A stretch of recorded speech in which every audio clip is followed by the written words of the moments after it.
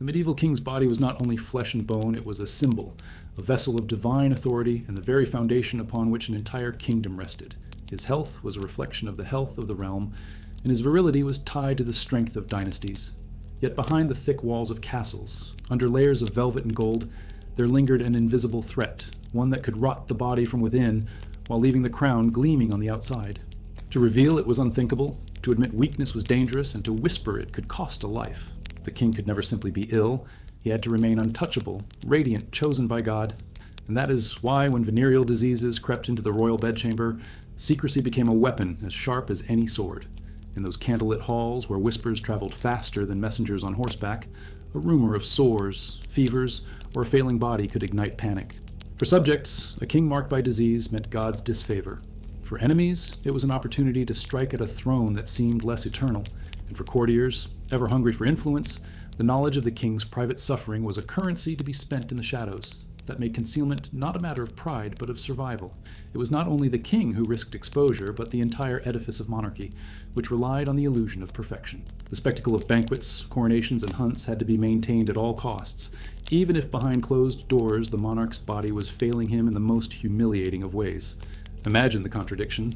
A king parading through his capital, adored by the crowds as a warrior blessed with vigor, while beneath his robes lesions festered, hidden by bandages soaked in perfumed oils. Chronic pain might force him to grip the armrest of his throne with white knuckles, his smile frozen for fear that grimaces might betray him. A cough at the wrong moment, a limp noticed by a watchful ambassador, could unravel months of careful deception. The stakes were immense because, in an age when people believed disease was both punishment and contagion, the king's condition risked spreading both shame and fear across the land. His body was not his own. It belonged to the realm, and therefore every blemish had to be erased, or at least concealed from collective memory. This concealment took many forms. Physicians of the court, sworn to silence, crafted layers of explanation that rebranded symptoms as something innocuous. A rash became a fever of the blood. Blindness in one eye was a wound from battle. Infertility was explained by the heavens, not by disease. In chronicles written by monks and official scribes, the king's body was treated as sacred scripture, edited and purified, so that future generations would believe in the myth of his health. Yet the truth lived on in private corridors, in the chambermaids who changed bloodied sheets, in the servants who prepared special diets, and in the quiet orders to burn linens that could not be cleaned. But no secret was ever completely safe. Disease was stubborn, and unlike political rivals, it could not be bribed, silenced, or executed. It left marks, it altered appearances, and it reshaped habits. Kings who once led grand hunts suddenly withdrew from the chase, blaming the weather or divine contemplation. Audiences were cut short, night feasts grew rare, and a monarch once famed for his appetite might suddenly nibble like a frail monk. Courtiers noticed. Envoys speculated. Rivals wrote letters to distant courts, describing with relish the decline of a king they had never even seen, using secondhand gossip as political ammunition. And yet, within their own castles, rulers played the same game, hiding the same shame, protecting the same fragile image. To understand how powerful the illusion of health was, consider the rituals of public display. A king was expected to embody perfection in jousts, processions, and religious ceremonies. Even when weakened by fever, he was dressed in layers of cloth of gold, his pale face painted with powders imported from Venice, his posture straightened by courtiers who held him steady. The spectacle mattered more than reality. The people needed to see their sovereign radiant, and so reality was rewritten through costume, ritual, and performance. It was theater in its purest form, with life and death as the stakes. And, like any good theater, the audience was never supposed to glimpse what happened behind the curtains. This tension between the sacred image and the diseased body turned the royal court into a stage of constant vigilance. The smell of infection had to be drowned in perfumes. The tremors of weakness had to be hidden by gloves or dismissed as fatigue from prayer. And if anyone dared to speak too openly of what they saw, their voice was swiftly extinguished. The survival of the monarchy depended on this silence, for a king was not allowed to be human, let alone sick. He had to be eternal, a symbol unblemished, even when his very flesh betrayed him. It is in this fragile balance, between the radiant mask shown to the people and the decaying truth hidden in shadows, that the story of concealment truly begins, and from here the labyrinth of secrets only grows darker. By the late Middle Ages, the names of these diseases were rarely spoken aloud, yet their presence haunted every chamber where power and desire collided. They traveled silently, crossing borders in the beds of kings and queens, moving from lover to lover, and embedding themselves in dynasties that claimed divine perfection. What we now call syphilis or gonorrhea was not so neatly defined then. To medieval minds, these afflictions were often described in vague, ominous terms. The great pox, the burning disease, the unclean ailment. What mattered was not the exact diagnosis, but the shame it carried. To be known as infected was to be seen as both sinful and weak, a ruler unfit for the sacred task of governance. And so the war against these illnesses was not only medical, but political, spiritual, and deeply personal. The symptoms themselves were brutal. Syphilis could begin with small sores, easy to disguise at first, but over time it spread like a fire that refused to die out. It left ulcers on the skin, disfigured faces, and in later stages ravaged the mind, causing madness and erratic behavior. Gonorrhea brought with it an unrelenting burning pain, fevers, and discharge that servants whispered about when cleaning the royal bedding. These were not ailments that could be hidden forever, yet kings tried with all their might. Some limped through ceremonies, others avoided the gaze of foreign envoys, while a few simply vanished from public life for long stretches. Their absence explained away with tales of holy retreats or spiritual contemplation. There is an unsettling irony here. The very position of the king made him more vulnerable to such diseases. Surrounded by mistresses, courtiers, and an endless cycle of arranged marriages and secret affairs, his body was constantly at risk. Intimacy was not merely a private act, but a political tool. To take a mistress could cement loyalty from her powerful family. To seduce a courtier's wife could be an expression of dominance, yet each of these acts carried hidden consequences. And often the disease returned not from strangers, but from women within his own circle, women who themselves had been forced into webs of loyalty and betrayal. Some monarchs became infamous for their decline. Rumors swirled that certain rulers of the Italian states, the French court, and even distant Spanish dynasties bore the marks of infection. Chronicles speak in veiled language of kings afflicted by sores or weakened in their vigor. Behind those words lies the reality of venereal disease, carefully coded so as not to tarnish the glory of the crown. Imagine a young king in his prime, celebrated for his beauty, who suddenly appeared gaunt, his skin blotched, his energy diminished. Courtiers would notice. Foreign ambassadors would write letters describing the change in his complexion or the sudden stiffness in his gait. And yet, in official portraits, he remained flawless, painted with smooth skin and bright eyes, a god among men. Even the treatments were as dangerous as the disease itself. Mercury, a substance we now know to be poison, was applied to sores or inhaled as vapor, leaving patients weak and trembling. Baths in wine, concoctions of exotic herbs, or strange rituals of fasting and prayer were prescribed in desperation. Kings submitted to these tortures in secret chambers, sometimes attended by physicians sworn to absolute silence, sometimes by alchemists who promised miracles. The irony was painful. The attempt to cure often accelerated the decline, and yet they continued, for to do nothing was to risk discovery. What makes this silence even more compelling is how it shaped policy. A king suffering in private might grow paranoid, suspicious of plots that didn't exist, or irrationally violent toward those closest to him. Madness induced by late-stage syphilis may well have influenced wars, executions, and alliances. Imagine decisions of state, treaties signed, armies sent to die, not from clear judgment, but from a fevered mind riddled with disease. The fate of entire nations could be tied to the hidden agony of one man's body, a truth never written in the official records, but whispered in letters and preserved in gossip. The people outside the court often sensed something was wrong, though they had no proof. They saw their king disappear for weeks, only to return looking frailer. They heard rumors of mistresses dismissed suddenly, of court physicians growing rich from secret payments. They noticed the sudden obsession with new chapels being built, as if the king hoped to purchase forgiveness from heaven. Yet no one dared name the disease for what it was. To do so would be to break the illusion, to suggest that the man anointed by God was no better than a sinner marked by carnal punishment. The very thought threatened the order of society itself. What is most haunting, however, is how these diseases were tied to intimacy and secrecy. A kiss, a night in bed, a gesture of desire, all acts that seemed private could end up reshaping the destiny of kingdoms. Every royal liaison carried the weight of risk, not just of scandal, but of infection that could spread silently, destroying bodies and reputations alike. Behind every carefully staged portrait of a radiant monarch, there may have been untreated sores hidden beneath layers of silk and embroidery.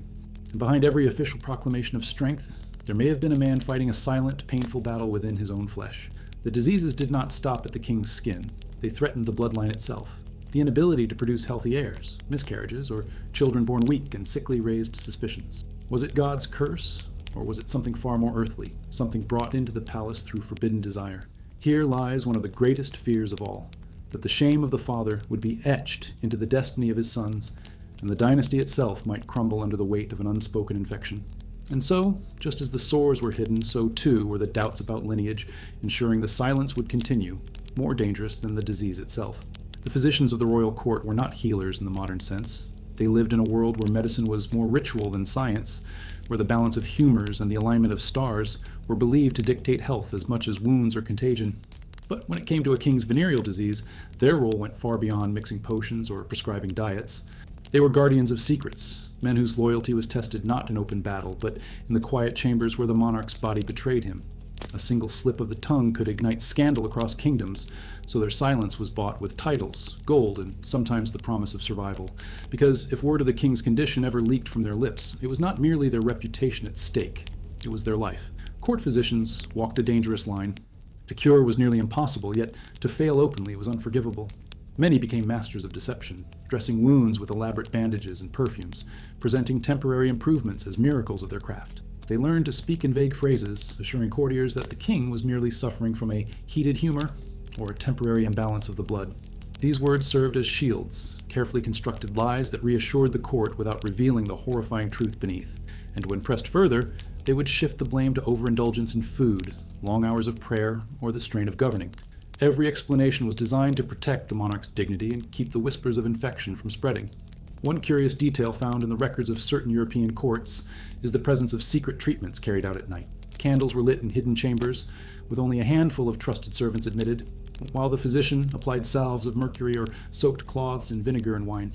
Some kings endured agonizing fumigations, forced to inhale toxic vapors that left them trembling and weak, all in the hope of driving the illness from their blood.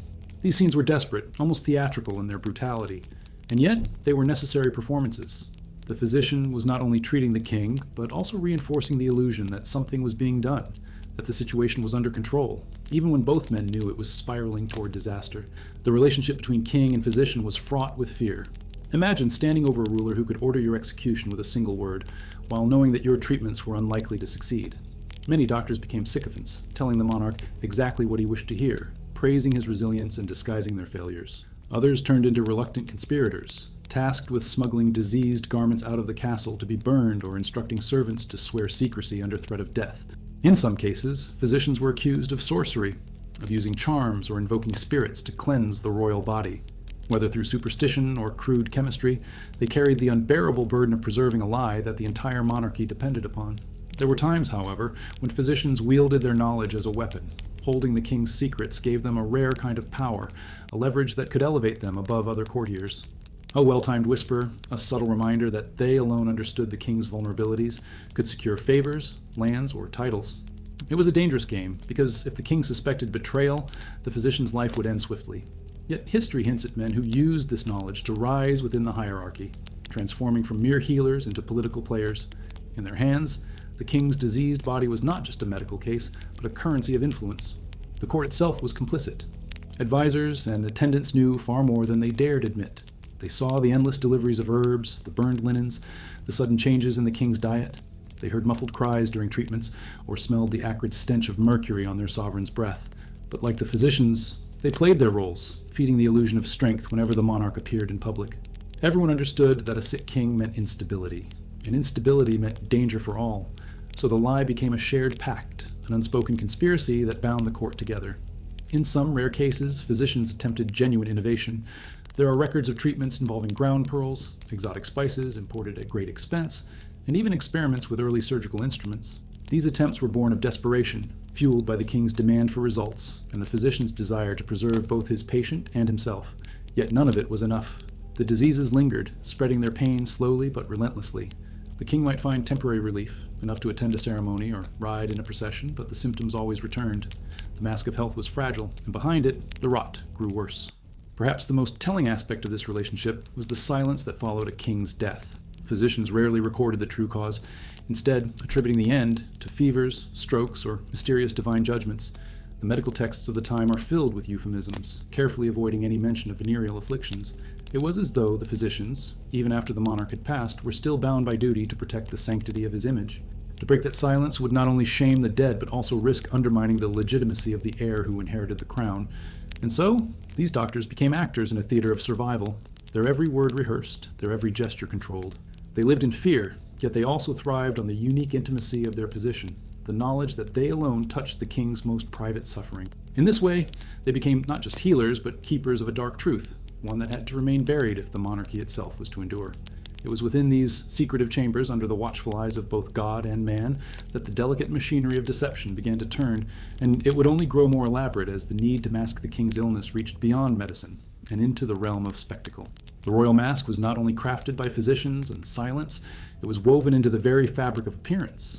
In a world where kings were expected to embody divine perfection, every detail of how they looked, smelled, and moved became part of the deception. When venereal disease began to eat away at their strength, it was not simply hidden in locked chambers, but actively disguised with powders, perfumes, and carefully chosen garments. The court became a theater of artifice where velvet and silk were not just symbols of wealth, but tools of camouflage. One of the most striking methods was the use of cosmetics. In a time when men were not expected to paint their faces like courtesans, kings suffering from sores or discoloration quietly relied on finely ground powders imported from Venice or the East. White lead mixed with vinegar created a smooth layer that could cover blotches or scars, while rouge made from crushed cochineal gave pale, sickly cheeks the illusion of vitality. To the courtiers watching from below the throne, the king seemed radiant, but those standing close often noticed the cracks, the unnatural sheen of skin coated too heavily, or the way sweat melted the paint into streaks. Still, no one dared to speak of it. Perfume became another shield. The foul odors of infected sores or the metallic stench of mercury treatments had to be drowned in layers of musk, ambergris, or rose oil.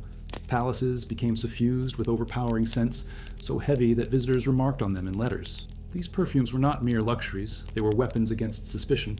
If a king's body carried the smell of decay, it was buried under clouds of fragrance so dense that one could mistake sickness for sophistication.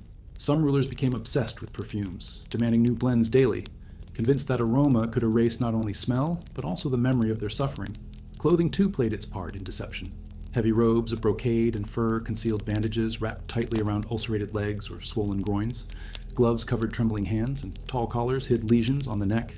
The weight of these garments was immense, sometimes suffocating, yet they created the image of majesty. Courtiers might wonder why a king avoided disrobing in public hunts or bathing rituals, but the answer was hidden beneath layers of cloth and embroidery. The garments themselves became prisons, designed not for comfort, but for concealment. There's evidence that some monarchs adopted fashion trends not out of vanity, but necessity. The sudden popularity of long sleeves, voluminous cloaks, or ornate headgear often coincided with periods when rulers were known to be suffering. What the court called elegance might, in truth, have been camouflage. Portrait painters collaborated in this illusion, portraying their sovereigns as flawless beings with glowing skin and strong postures, regardless of what stood before them in the studio. These portraits, often sent to foreign courts, were propaganda in the truest sense, a painted denial of disease. Beyond appearance, even the rituals of behavior were shaped by the need to hide. A king whose joints ached might sit for audiences rather than stand, explaining it as reverence for prayer or as an act of humility. A ruler too weak to ride in tournaments might suddenly declare that such contests were beneath his spiritual dignity. Every action was reframed as a choice, never a necessity. What the world saw was not a sick man forced into retreat, but a sovereign cloaked in wisdom, restraint, or piety. Yet behind those excuses lay the reality of a body slowly crumbling under the weight of infection. Perhaps the most tragic part of this performance was the isolation it created. To maintain the illusion, kings often distanced themselves from those closest to them. They avoided intimacy, fearing discovery, or dismissed long-standing companions to keep their secret confined to fewer eyes. Banquets grew shorter, dances rarer, and laughter faded from the halls.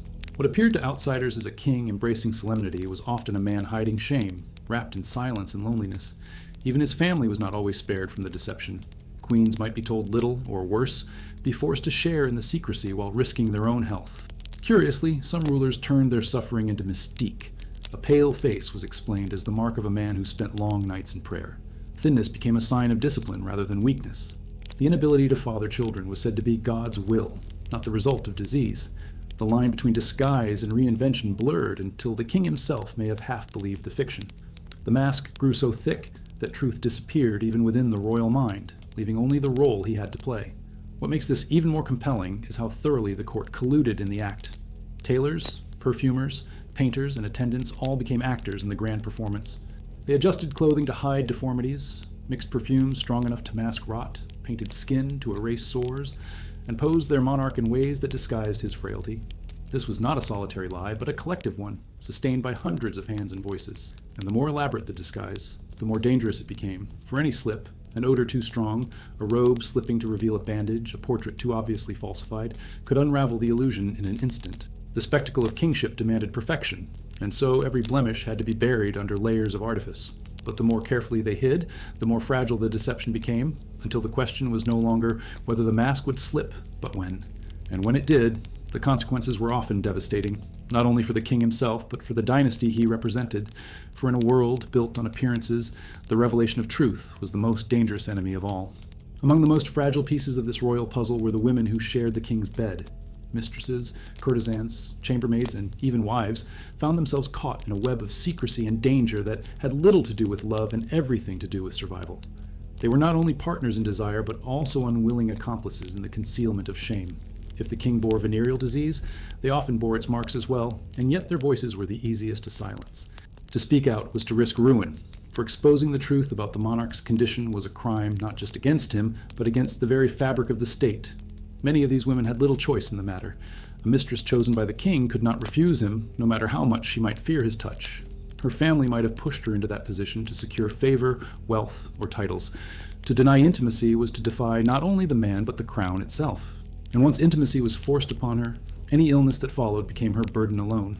She might be dismissed quietly from court, married off hastily to a lesser noble, or sent to a convent under the guise of piety. Rarely was the truth spoken aloud. The narrative was always shaped to protect the king's image, even as the woman's life was shattered. This silence was enforced through both fear and spectacle. The court was a place of gossip, but not all whispers were tolerated. A concubine who dared to suggest that the king was unwell risked being branded as deceitful, jealous, or even mad. Some vanished entirely from records, their names scrubbed from chronicles, their fates reduced to rumors of exile or sudden death. Others remained at court but lived under the shadow of suspicion, tolerated only so long as they kept their mouths closed. It was a cruel paradox. Their bodies bore the evidence of the king's shame, yet their tongues were forbidden from ever naming it. There are hints in the letters and diaries of ambassadors that foreign envoys sometimes noticed these dismissals. They remarked on the sudden disappearance of a favored mistress, or the quiet rumors that a queen had fallen ill with unexplained fevers. But such observations were cloaked in careful language, for no diplomat wished to be accused of slander. Still, these subtle notes reveal how fragile the illusion truly was.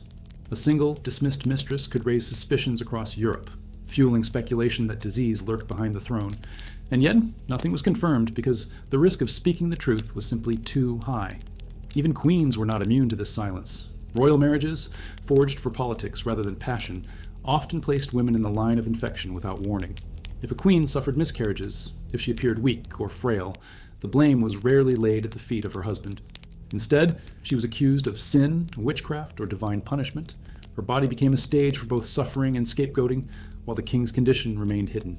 In some cases, queens retreated into religious devotion, building chapels or sponsoring monasteries, perhaps as a way to atone for sins they had not committed but were forced to carry. The irony was brutal. They were expected to produce heirs, yet if disease stood in the way, they bore the blame alone. This dynamic extended beyond the royal bedchamber to the lives of ordinary women attached to the court. Chambermaids who washed the king's linens or prepared his baths risked knowing too much. A careless glance at stained sheets or infected bandages could cost them their lives if they dared to speak. Some were sworn to secrecy under oath, others silenced through threats. A few may have carried their knowledge back to their villages, whispering tales of royal decay that fueled rumors among the common people. But such whispers rarely lasted, smothered by the weight of official denials and the fear of punishment. The cruelty of this silence lay not only in the destruction of women's lives, but also in how disposable they became. A mistress who showed signs of illness could be cast aside overnight, replaced by another whose health and beauty reinforced the illusion of the king's vitality. The cycle was endless: infection, dismissal, replacement. And each new woman entered the game knowing the risk, though perhaps not fully comprehending it until it was too late. Their suffering was erased from history, but the cost of maintaining the king's image was written across their bodies. At times, the court's hypocrisy reached grotesque levels. A king might accuse his mistress of infidelity to explain her illness, turning her into a scapegoat while absolving himself. Trials were staged, reputations destroyed, and women cast into disgrace, all to preserve the illusion of royal purity. These women carried the double burden of disease and dishonor, while the true source of their suffering remained untouchable behind the crown. The injustice was staggering, but in a society built on hierarchy and fear, their voices could not rise above the silence. And yet, despite the danger, some women must have tried to resist. A whispered word to a confessor, a desperate letter to a relative, a plea for help to a sympathetic courtier. These acts of courage flicker faintly in the margins of history. They remind us that beneath the grand illusions of monarchy, human beings struggled to break free from the weight of secrets. But the machine of power was relentless, swallowing their stories and leaving only fragments for us to piece together centuries later. This interplay of intimacy, secrecy, and betrayal reveals the human cost of royal deception. It was not only the king who suffered in silence, but also the women around him, their bodies sacrificed to maintain an illusion that the court demanded. And as the cycle continued, the question became not whether the truth would surface, but who would be silenced next in order to keep it buried. Marriage, in the medieval world, was never just about love or companionship. For kings, it was a weapon, a shield, and a stage all at once. Every union was carefully orchestrated to forge alliances, secure dowries, and, above all, produce heirs who could carry the dynasty into the future. But when venereal disease crept into the royal bedchamber, marriage took on an even darker role. It became a curtain drawn across suspicion, a way to disguise weakness behind the facade of fertility and political stability. A healthy bride was expected to prove the king's virility, even if the truth whispered behind closed doors told a very different story. The pressure to marry quickly was immense. A king who delayed the search for a queen or remained without heirs too long risked stirring dangerous rumors. Whispers of impotence, illness, or divine punishment could unravel his authority. And so, negotiations with foreign courts often accelerated, presenting a radiant young princess as proof that the king remained strong and capable. The wedding itself became a spectacle of vitality, with feasts, jousts, and elaborate processions designed to silence any doubts. To the people watching, the union was a sign of abundance and hope. Yet behind the smiles and the gilded robes, the reality was often more fragile. Consider the fate of queens who entered these marriages unaware of the risks they carried. Many were barely out of childhood, chosen for their youth, beauty, and political value. They stepped into the marriage bed expecting to fulfill their role as mothers of future kings, only to find themselves facing strange illnesses and miscarriages that no one dared to explain. If they failed to produce heirs, the blame was placed squarely upon their shoulders. The king remained untouchable, his condition masked by courtiers and physicians, while the queen's body became the battlefield upon which dynasties rose or fell. Some unions were haunted by the constant shadow of illness. There are accounts of royal brides who grew pale and sickly within months of marriage, retreating into private chambers while rumors spread among courtiers. Yet official records would attribute their suffering to divine trials, melancholia, or female weakness. Rarely was the king implicated, for to accuse him would be to undermine the sanctity of the throne itself. Instead, queens bore the humiliation alone, often dismissed as barren or cursed, while their husbands continued to play the part of vigorous rulers before their subjects. In many cases, marriage was used not only to shield the king but to redirect attention entirely. By producing at least one heir, whether through genuine paternity, the manipulation of lineage, or whispered arrangements, the crown could silence doubts. The birth of a child was proof of virility, a shield against gossip. Even if the child's health was precarious or their true parentage was quietly questioned, what mattered was the spectacle, the announcement of a prince or princess, paraded before the people as evidence that the monarchy was secure. The truth of what happened in the bedchamber remained sealed away, known only to a handful of confidants. But marriage could also become a trap. For kings weakened by disease, the very wives chosen to strengthen their image sometimes became liabilities.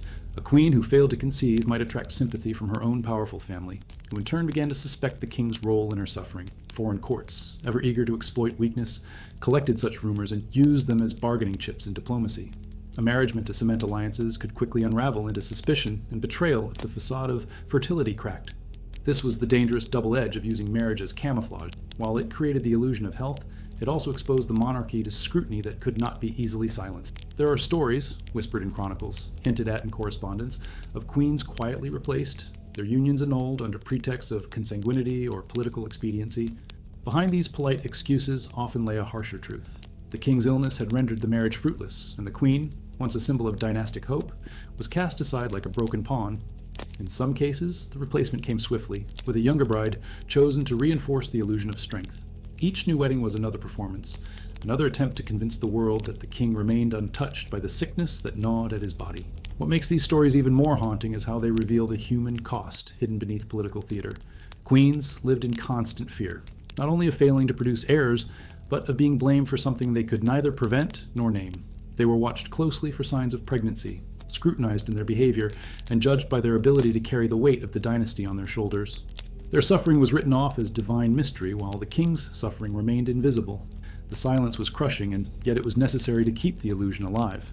At times, even the children themselves bore the burden of this secrecy. Princes born sickly or with unexplained deformities stirred unease in the court, leading to whispers that the father's illness had tainted the bloodline. Such whispers were dangerous, for they could delegitimize heirs and threaten the stability of succession. And so, just as the king's sores were hidden with powders and his weakness disguised by robes, the frailty of his offspring was often concealed behind carefully staged appearances. The family itself became part of the grand deception, with every birth, marriage, and public appearance calculated to sustain the illusion of strength. Marriage, then, was not just a personal bond, but a stage on which the monarchy performed its greatest act of survival. Queens became shields, heirs became props, and every vow spoken at the altar was shadowed by secrets whispered in private. It was a fragile system, one that could crumble with a single revelation.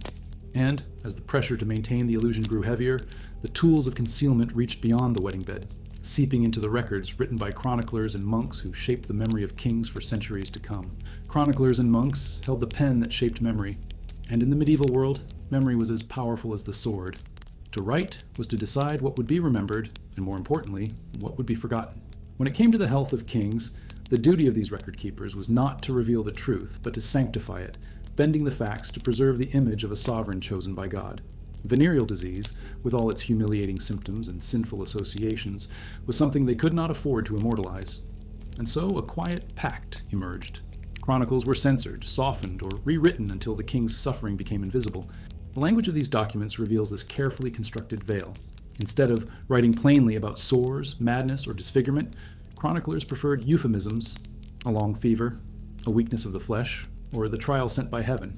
A ruler who limped because of ulcerated legs was described as burdened by years of labor. A king who lost his mind in the late stages of syphilis was said to have been seized by divine visions or tested by God's mysteries. Every phrase was chosen not to reflect reality, but to preserve the aura of sanctity around the monarchy. These writers understood that words could stain as surely as disease itself, and their role was to keep the crown spotless, even when the body beneath it was rotting. Yet silence did not mean ignorance. Many of these monks and scribes lived close to the court, observing the strange absences, the sudden changes in behavior, and the dismissal of mistresses or queens. They may not have dared to write openly, but they saw more than they confessed. Some left subtle hints between the lines, references that modern historians now read as coded signals. A remark that a king avoided the company of women could point to impotence. A note about strange odors in the royal chamber might conceal the truth of infection. These fragments are like shadows on parchment, faint but telling, suggesting a deeper story deliberately hidden. At times, foreign observers were less cautious. Ambassadors from rival courts kept detailed reports, sending letters home that described with relish the decline of a foreign monarch. They noted the pale complexion, the trembling hands, the queen's repeated miscarriages. These letters, written for political advantage, provide some of the clearest windows into what local chroniclers tried so hard to erase. But even these accounts were often dismissed publicly as slander, leaving the official narrative untarnished.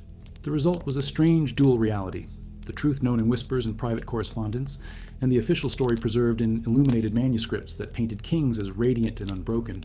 The church played a central role in this manipulation. Monks saw themselves as guardians not only of faith, but of political order. To admit that a king suffered from a venereal disease was to admit that he was touched by sin in the most carnal and shameful way. How could a man riddled with such impurity claim to rule by divine right? To protect the theology of kingship, they scrubbed the records clean. Even confessional notes where priests might have learned of a monarch's torment were bound by sacred secrecy. The sins of the body, though whispered in dark chapels, never found their way into the official histories that the faithful would read. One of the most revealing aspects of this censorship is how deaths were recorded. A king who died writhing in pain from syphilis was said to have passed in peace. His body, ravaged by sores, was described as serene in repose. Chroniclers turned decay into sanctity, transforming the grotesque into a holy departure. These final words mattered deeply, for they shaped how future generations understood their rulers. A diseased deathbed might have sparked rebellion or disillusionment, but a saintly passing inspired loyalty and reverence. Thus, even in death, the truth was buried under layers of careful prose. This rewriting of history had lasting consequences. By hiding the presence of venereal disease in the monarchy, chroniclers created an illusion that kings were untouchable, bodies of perfection immune to the flaws of ordinary men. That illusion reinforced the structure of power for centuries, convincing subjects that their rulers were closer to the divine than to the flesh. It also erased the suffering of countless women, heirs, and courtiers who bore the hidden scars of infection, leaving only faint traces for historians to piece together. The silence was not accidental. It was a deliberate construction, a fortress of words built to defend the sanctity of kingship. And yet, the cracks in that fortress are visible. Marginal notes in manuscripts, private letters between clerics, and even satirical poems hint at truths that official chronicles tried to erase. A monk might scribble a bitter remark in the margin of a psalter, or a court poet might cloak criticism in allegory. These small rebellions remind us that even in the most carefully censored worlds, truth finds a way to survive. It lingers like a shadow, waiting for future eyes to recognize it. The silence of the chroniclers was not the end of the deception, it was only the beginning. For beyond the ink-stained desks of monasteries and scriptoria, the king's very body continued to betray him. And while monks could disguise his decline with words, there were symptoms that no amount of poetry or parchment could fully conceal. Those symptoms, written on the flesh itself, demanded new forms of disguise, dragging the court deeper into a cycle of lies that would only grow harder to sustain. The most dangerous enemy of secrecy was not rumor or foreign spies, but the body itself. No matter how much the court disguised, perfumed, or painted, disease had a way of writing itself across the flesh in marks too difficult to hide. Venereal afflictions were insidious, beginning quietly with subtle signs, then spreading until they could no longer be ignored. For a king, every symptom was a potential scandal, for it threatened to tear away the mask of perfection that his power depended on. And yet, even the most grotesque evidence was explained away, smothered under layers of lies and carefully crafted performances. One of the first and most troubling signs was the appearance of sores. They could form on the face, around the mouth, or on the hands, places visible to courtiers and ambassadors. These lesions, often ulcerated and painful, betrayed the hidden infection that the king carried.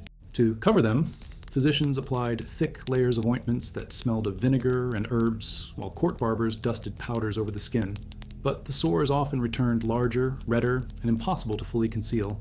Portrait painters were instructed to smooth over blemishes, creating idealized images of smooth skin that bore no resemblance to reality. The deception was convincing on canvas, but in the throne room, the illusion grew harder to maintain. Blindness was another cruel companion of advanced venereal disease. Syphilis in particular had a tendency to attack the eyes, leaving monarchs squinting, covering one eye with a jeweled patch, or relying heavily on attendants to guide them. These adjustments were spun as fashion or dignity. A king with a bandaged eye was said to have been injured in a noble hunt or battle. His reliance on aids was described as a mark of wisdom, showing that he valued counsel over pride. Yet those who watched closely could see the truth. The trembling steps, the confusion when documents were presented, the sudden outbursts of frustration born of failing sight. Perhaps most humiliating of all was impotence. A king's virility was not a private matter. It was the foundation of dynastic continuity. His ability to produce heirs was a symbol of divine blessing, proof that his bloodline remained chosen by God. When disease stripped him of this power, the consequences rippled through the entire kingdom. Queens endured miscarriages, concubines were dismissed, and physicians were summoned in desperation. Strange concoctions were brewed from exotic ingredients, powdered rhino horn, ground pearls, and elixirs spiced with cinnamon or saffron. Yet none of it restored what was lost. Still, the illusion had to continue. Public ceremonies emphasized the king's role as a father figure, even as his own bedchamber told a story of failure and despair. Beyond these symptoms lay the more terrifying transformations of the mind. In the late stages of syphilis, the disease attacked the nervous system, causing tremors, erratic behavior, and madness.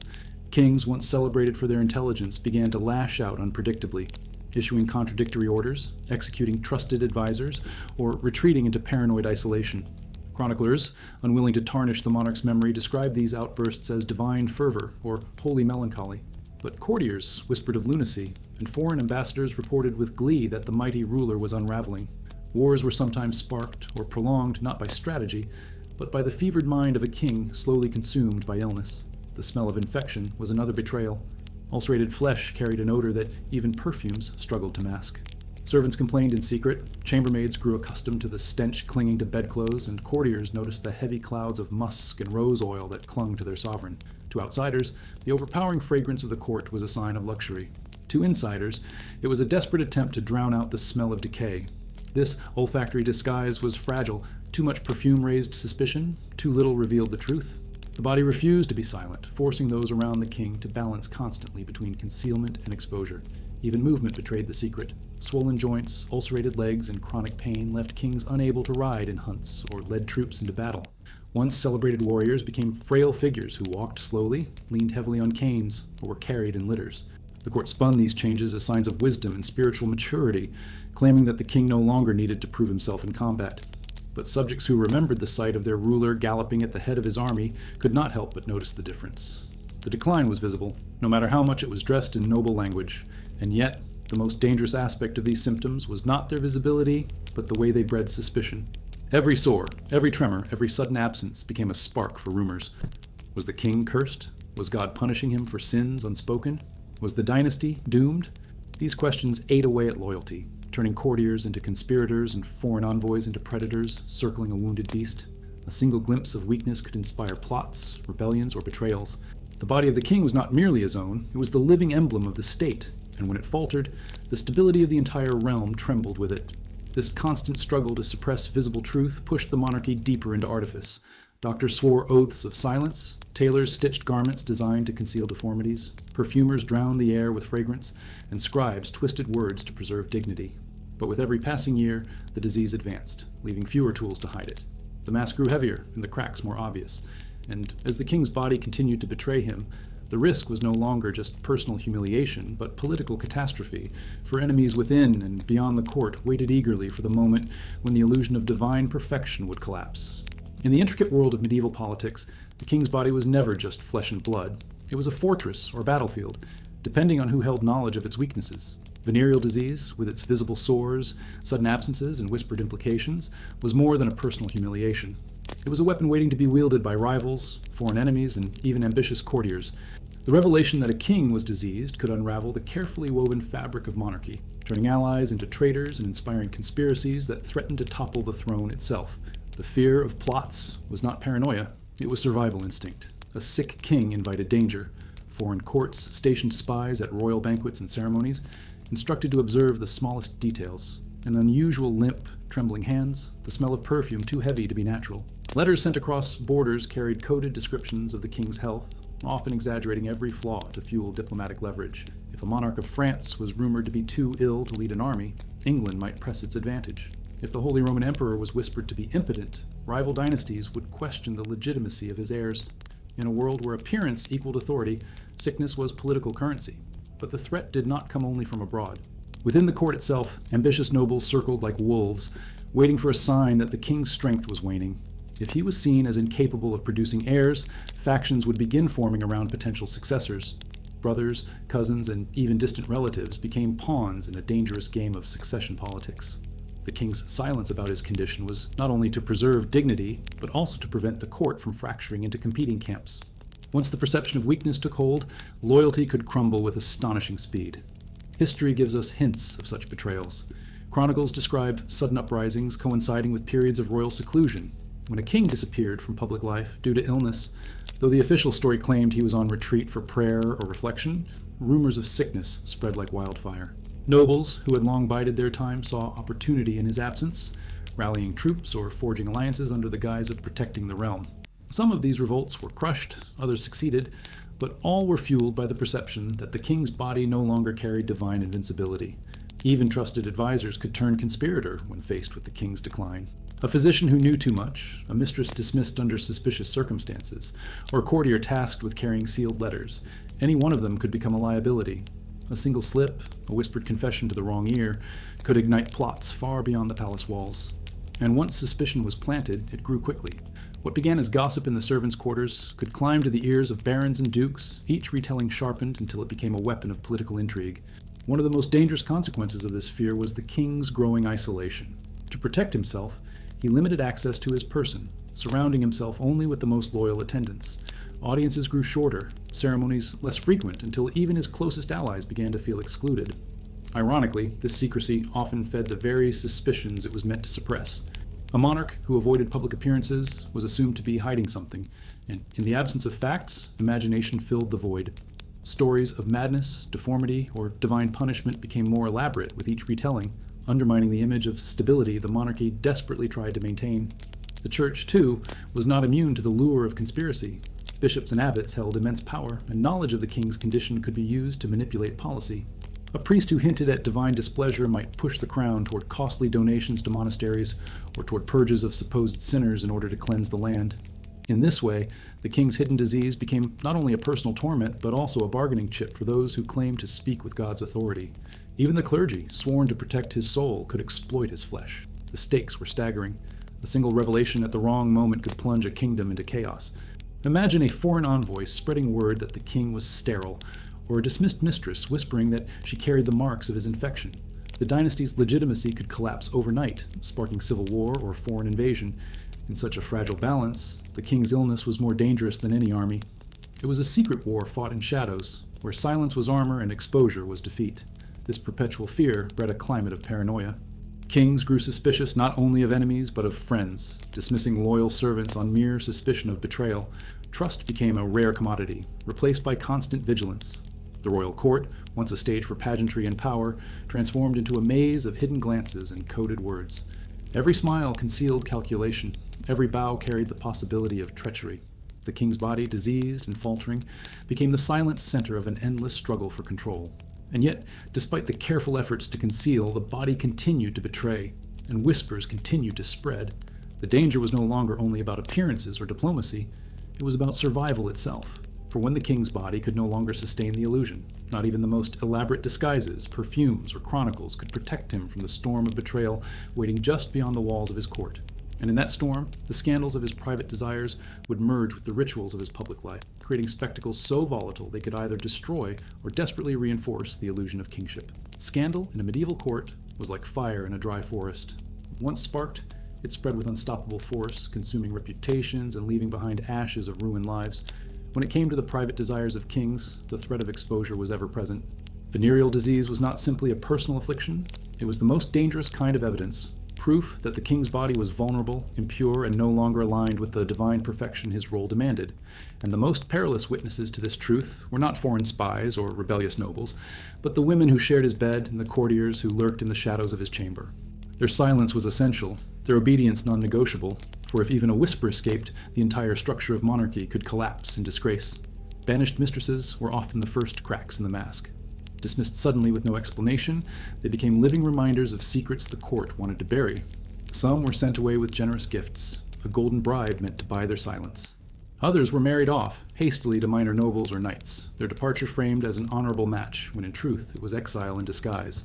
But gifts and titles were not always enough. A mistress discarded in bitterness could speak, and even the hint of her words was enough to send tremors through the kingdom. Thus, some women vanished completely from records, erased by force or fear, their absence explained as death from illness or retreat into a convent. Their bodies carried the truth of the king's shame, and so their voices had to be silenced before they could ever be heard. Whispers of scandal often began in the servants' quarters. Chambermaids who changed sheets, attendants who washed bandages, and cooks who prepared special diets all noticed more than they were meant to. They shared stories in hushed tones of linens stained with blood, of perfumes too heavy to be natural, of kings who avoided the marriage bed despite political pressure. From there, the rumors crept into the ears of minor courtiers who carried them higher with each retelling, adding details that sharpened suspicion. Soon enough, ambassadors heard the whispers, and once foreign courts began to circulate them, they took on a life of their own. It was not truth that mattered, but perception, and perception was deadly. To contain these scandals, kings often turned to intimidation. Servants were threatened with imprisonment, mistresses reminded of the ruin awaiting women who defied the crown, and courtiers silenced with promises or punishments. The fear was real. To accuse the king of disease was not only slander, but treason, and the punishment could be brutal.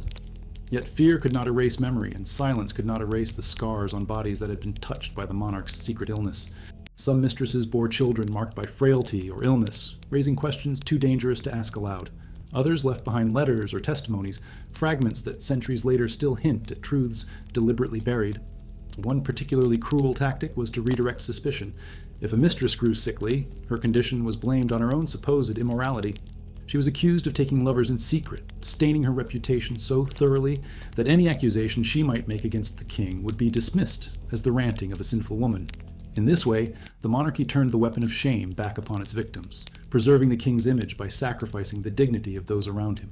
What the court called justice was often nothing more than a performance, designed to keep the spotlight away from the sovereign.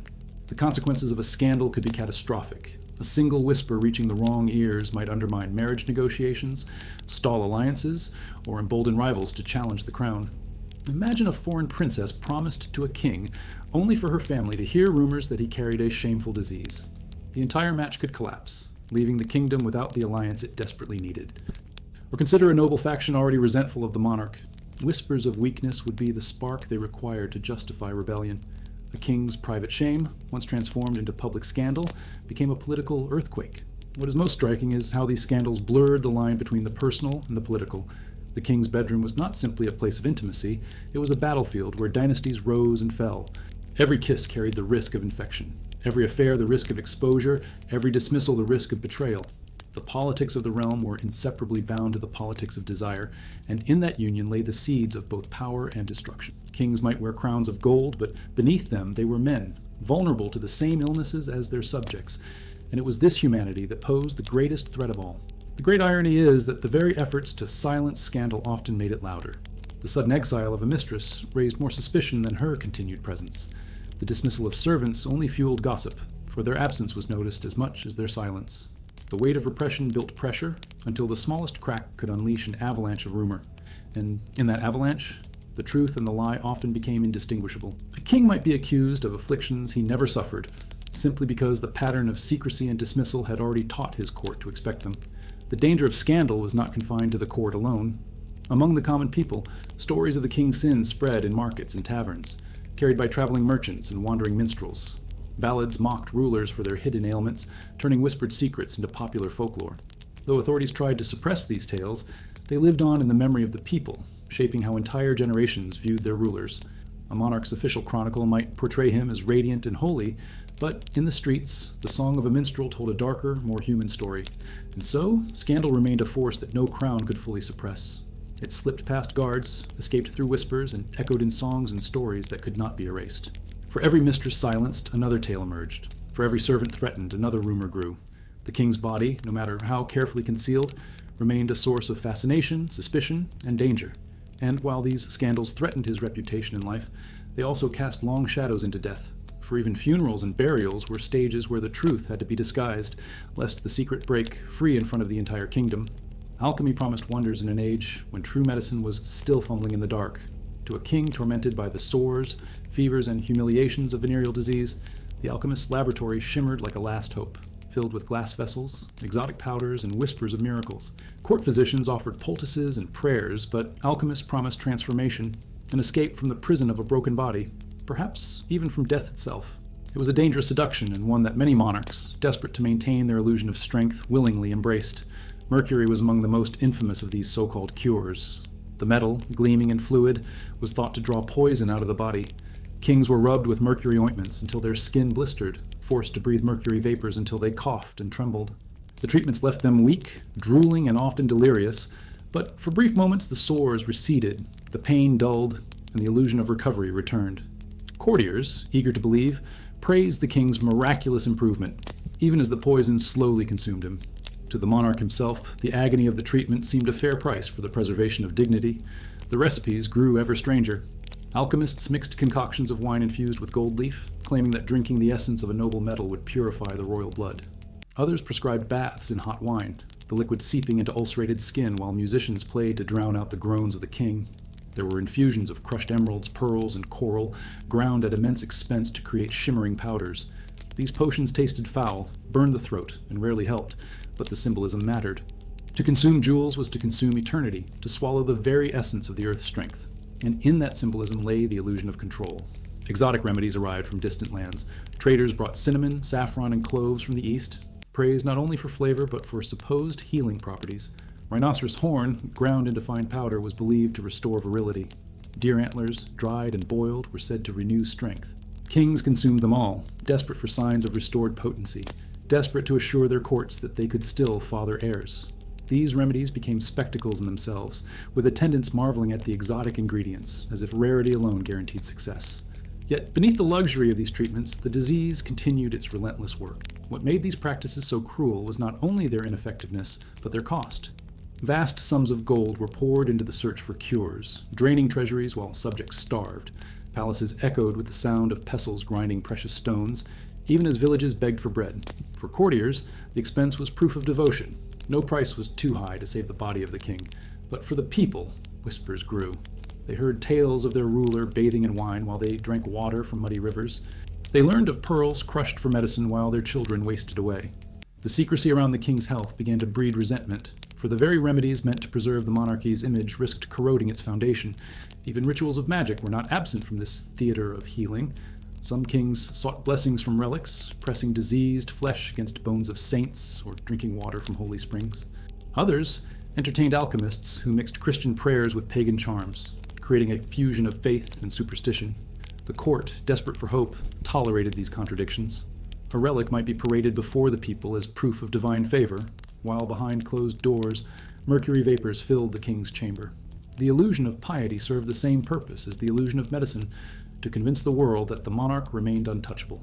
Yet these desperate treatments carried a hidden danger. They revealed just how much the monarchy relied on illusion rather than truth. Every new potion, every exotic cure, every painful ritual became part of the performance.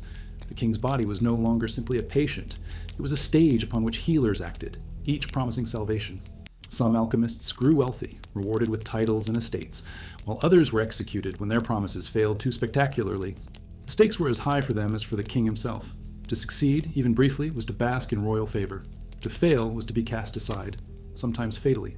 Letters and chronicles hint at these practices, though rarely in explicit terms.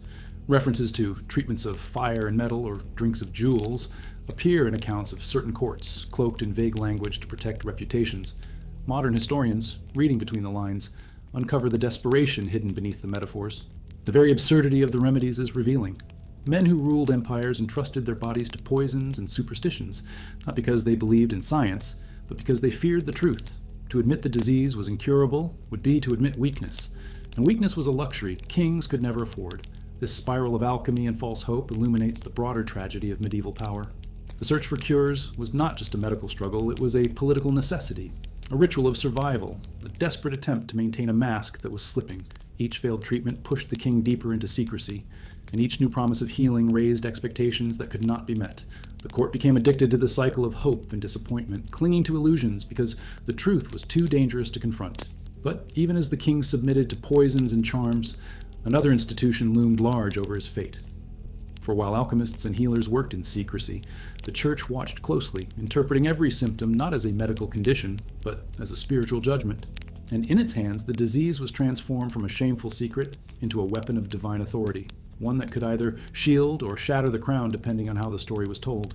The church, in the medieval imagination, was the voice of God on earth, and nothing shaped the fate of kings more than its judgment. If physicians and alchemists sought to disguise venereal disease as a medical matter, the clergy framed it as something far more dangerous, a visible mark of sin.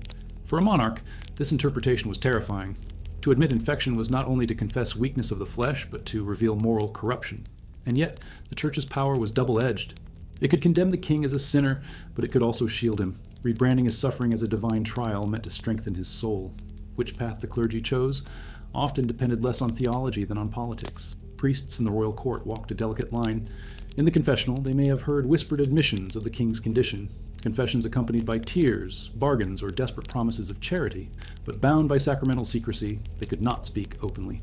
Instead, they shaped the narrative in sermons and chronicles, offering interpretations that aligned with the needs of the moment. If the king's enemies threatened rebellion, the church painted his illness as a holy test, like Job's suffering. If his rule grew tyrannical, the same disease might be described as divine punishment, a warning that even a sovereign was not above God's law. The power of framing transformed infection into either sanctity or shame. The theology of sin and sexuality gave fertile ground for this manipulation. Venereal disease was associated with lust, fornication, and the indulgence of carnal pleasures. Monks warned that such afflictions were the natural consequence of straying from virtue. The pulpit thundered with sermons that targeted not the king by name, but those who sit in high places and defiled their bodies with sin. Everyone knew who was being spoken of, yet no name was uttered.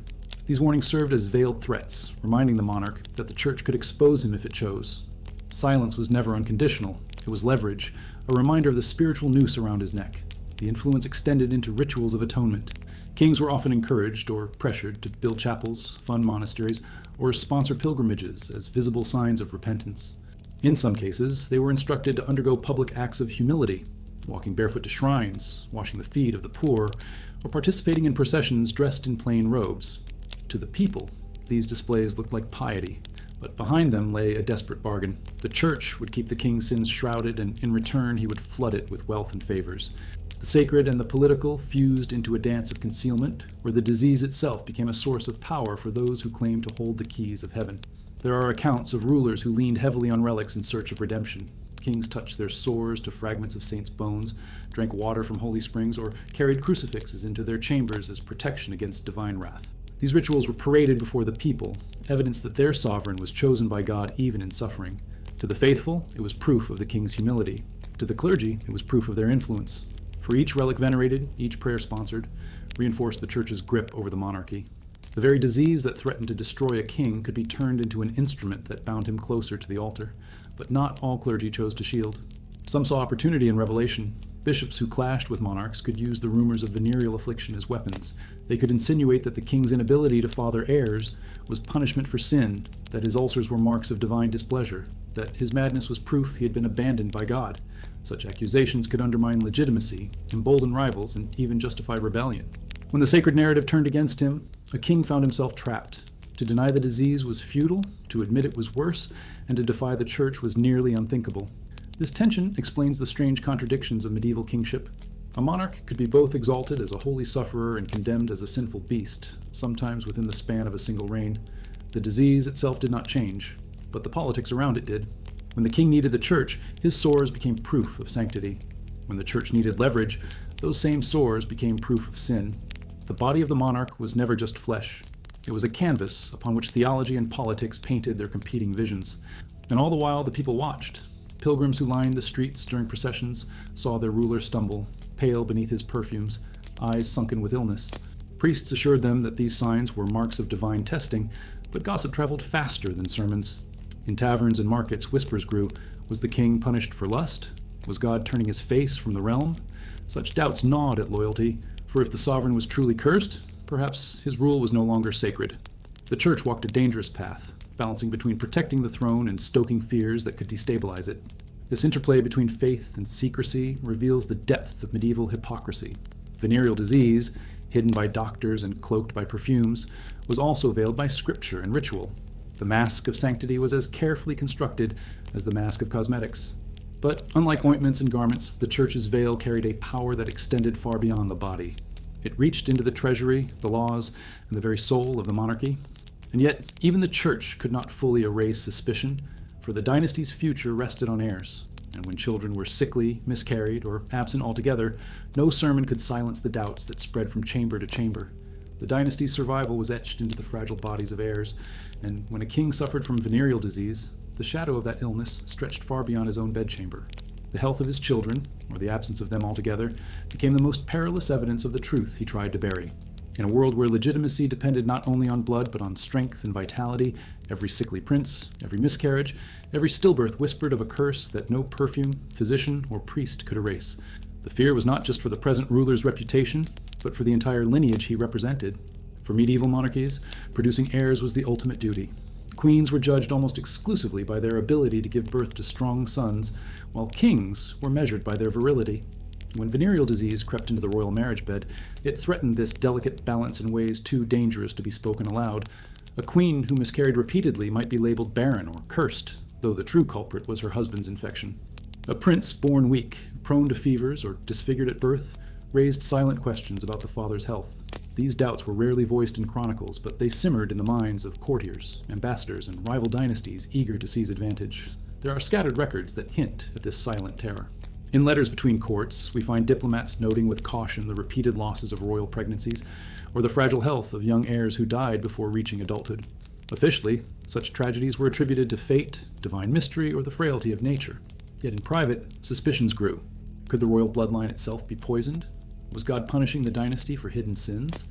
Such questions, whispered in corridors, could destabilize entire kingdoms, for they cut to the heart of succession and legitimacy. The anxiety extended to appearances. Royal children were paraded in ceremonies to reassure the public that the dynasty remained secure. A healthy, rosy-cheeked infant in the arms of a queen was more than a child. It was a political symbol, proof that the king's virility remained intact and that God's favor continued. But when children appeared frail, when their limbs trembled or their eyes looked clouded, the spectacle turned dangerous. Courtiers forced smiles, chroniclers avoided details, but the people noticed. In taverns and marketplaces, rumors spread that the crown was weakening from within. The dynasty's strength was always on display, and weakness could never be hidden for long. In some courts, desperate measures were taken to mask the truth. If a queen could not conceive, rumors were spun that the marriage was cursed by consanguinity, creating an excuse for annulment.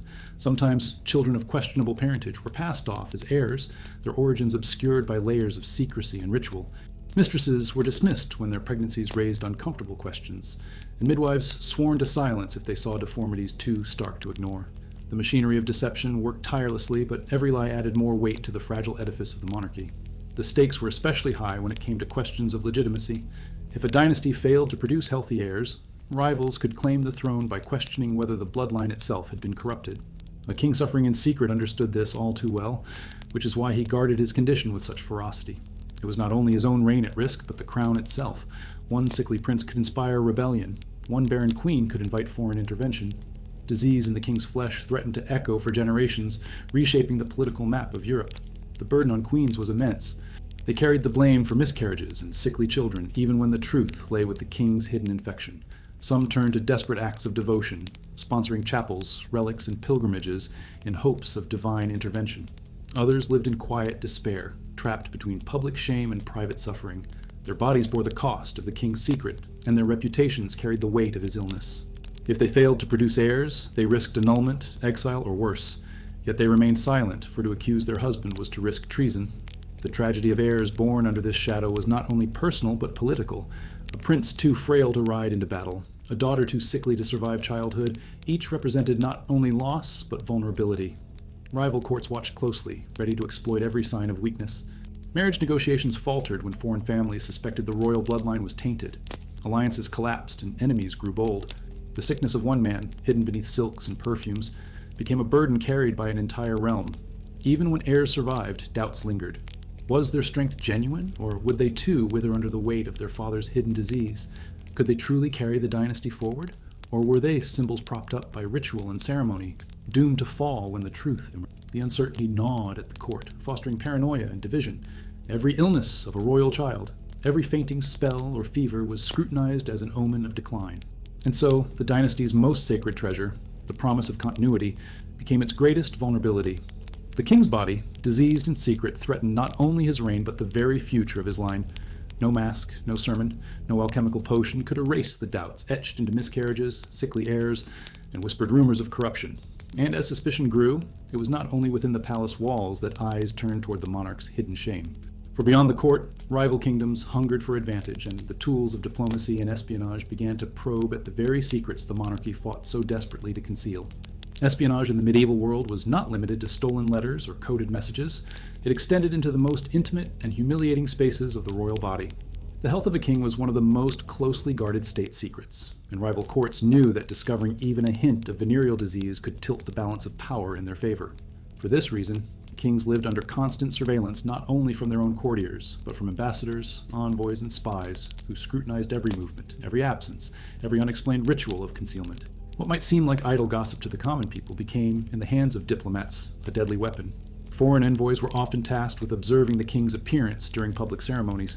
They noted how long he could stand without shifting uncomfortably, how his complexion appeared beneath the powders, and whether his hands trembled when lifting a goblet. Reports sent back to rival courts were meticulous, filled with subtle details. His Majesty seemed pale and moved with stiffness, or the king spoke with vigor, though his voice was strained. These seemingly innocuous observations were read with great interest, for they hinted at weaknesses that might embolden enemies to press territorial claims or delay marriage alliances. Espionage also penetrated deeper than observation. Courtiers could be bribed to share secrets about the king's diet, his treatments, or the sudden dismissal of mistresses. Servants, often overlooked, became some of the most valuable informants. A chambermaid who handled soiled linens or a barber who treated sores might quietly pass information to a foreign agent, either for coin or under coercion. Even rumors, when repeated often enough, carried weight. In the dangerous game of international politics, perception mattered more than truth, and a whisper of disease could be just as destructive as proof. Some rival courts even employed medical espionage. Physicians traveling across Europe were sometimes suspected of reporting on the health of monarchs they treated or observed. A doctor summoned to a foreign court might return home with more than payment. He might bring precious intelligence about a rival king's declining health. Such information could determine whether a neighboring kingdom would risk war or hold back in the belief that time alone would deliver victory as disease ate away at the enemy's sovereign. In this way, the king's body became part of the battlefield, its hidden sores and tremors as strategically important as castles and armies. The paranoia this created within courts was suffocating.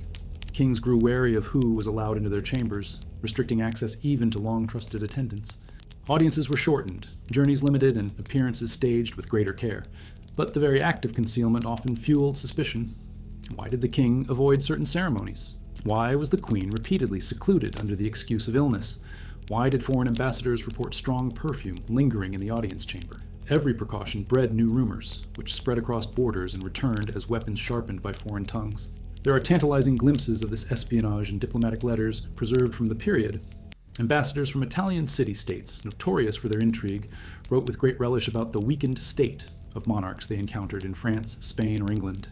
A king too weak to mount his horse was described as nearing the end of his reign. A queen's miscarriage was framed as a sign of dynastic decline. Some letters hinted directly at venereal disease, though cloaked in vague terms. The sovereign suffers from a wasting ailment, acquired in pleasures too worldly to name. Such reports, whether true or embellished, became part of the chessboard of European politics. Even within a single court, factions used espionage against each other. A rival noble might spread hints of the king's condition to weaken his authority, hoping to push his own candidate for succession. Clerics who resented the king's policies might leak suggestions of divine punishment to sympathetic ears abroad. The king's enemies did not always need to fabricate. They only needed to exaggerate what was already whispered in corridors and servants' quarters. The disease itself did half the work. Espionage amplified it until it became impossible to ignore. This relentless scrutiny pushed monarchs into increasingly elaborate performances.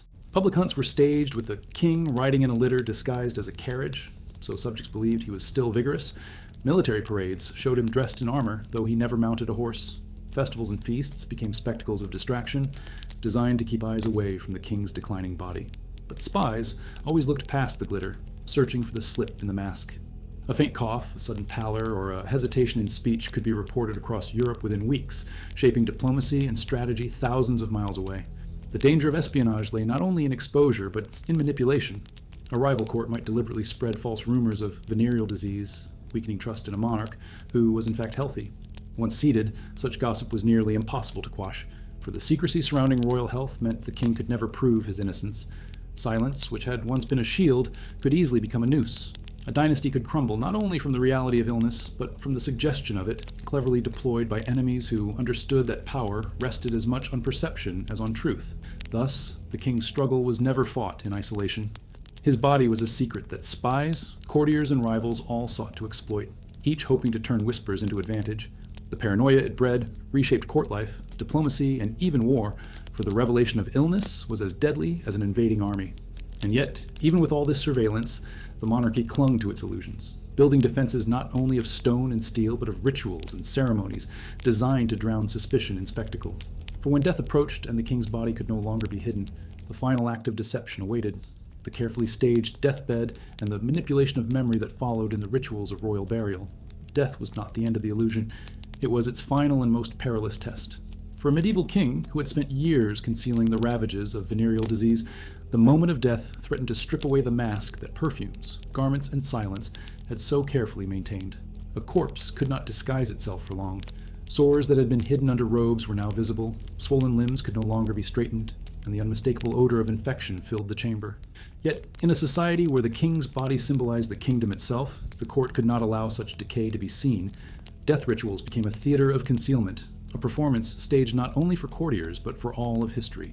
The royal deathbed was carefully choreographed.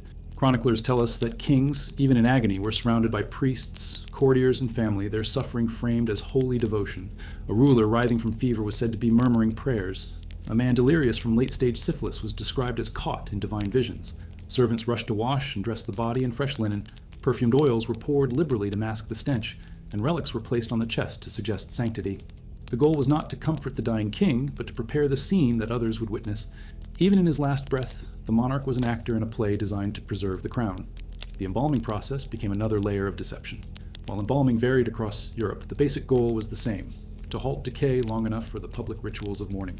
In cases where venereal disease had ravaged the body, embalmers worked frantically. Diseased tissue was removed, sores stitched closed, and the body packed with herbs like rosemary, lavender, and myrrh. Wax masks were sometimes created to cover disfigured faces, presenting a serene image to the mourners. In effect, the corpse was remade into an icon, stripped of all evidence of earthly suffering. To the people lining up to view their sovereign one last time, the king looked untouched by illness, a serene figure returning to God. But these efforts often faltered. There are accounts of funerals where the odor of rot overwhelmed even the strongest perfumes, forcing processions to move quickly before suspicion grew. In some cases, the coffin was sealed earlier than expected, under the pretext of reverence, but in truth to hide the reality of a body falling apart. Chroniclers who described these moments used evasive language.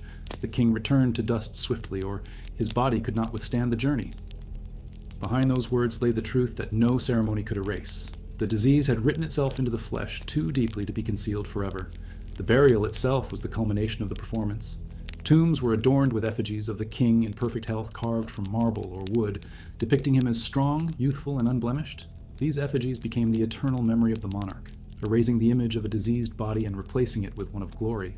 In cathedrals, stained glass windows or frescoes portrayed the ruler alongside saints, haloed in light, a figure of divine favor. No matter how he had suffered in life, in death he was immortalized as untouchable.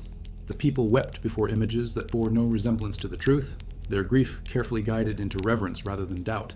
This manipulation of memory extended to chronicles and sermons. Priests who had once hinted at divine punishment now spoke of holy suffering, comparing the king's final days to Christ's passion. Chroniclers wrote of his wisdom, his strength, his devotion to God, carefully avoiding any mention of the afflictions that had consumed him. Death was an opportunity to rewrite the story, to turn shame into sanctity, weakness into legend, and once the chronicles were written, they became the truth for generations, sealing away the disease behind layers of holy rhetoric and patriotic memory.